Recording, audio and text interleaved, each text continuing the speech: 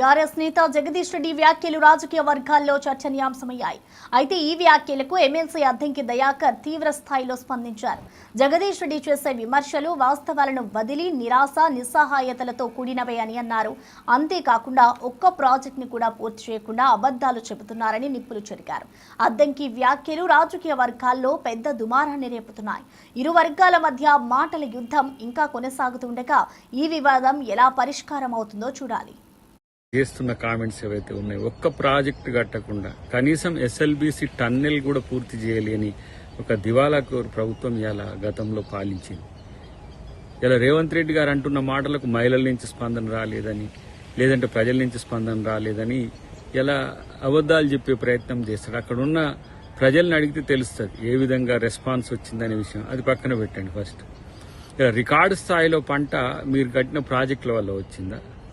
నాగార్జున సాగరో, శ్రీశైలమో, లేకపోతే ఏ ప్రాజెక్టుల వల్ల మీరు కట్టినాయో చెప్పండి.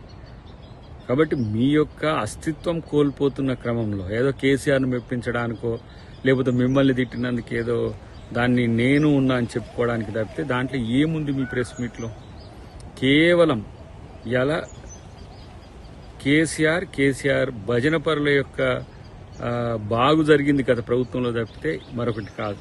ఈరోజు ప్రతి కార్యక్రమం ప్రజల కొరకు చేస్తున్న అంశాన్ని మీరు జీర్ణించుకోలేక చేస్తున్న అక్కసుతో చేస్తున్న స్టేట్మెంట్స్గా చూడాల్సింది తప్పితే దీంట్లో కొత్తదనం ఏముంది? తుంగతుర్తి ప్రాంతానికి బునాదిగాని కాలువ కానీ, లేదంటే గంధమల్లతోని వచ్చే ప్రత్యామ్నాయ కాలువ కానీ, లేదంటే గతంలో దేవాదుల సంబంధించిన ప్రాజెక్ట్, అది కాంతనపల్లి నుంచా లేకపోతే ఇతరత్ర ఎక్కడి నుంచి అయినా సరే తీసుకురావాల్సిన పరిస్థితి గత 9 సంవత్సరాల్లో ఉండే.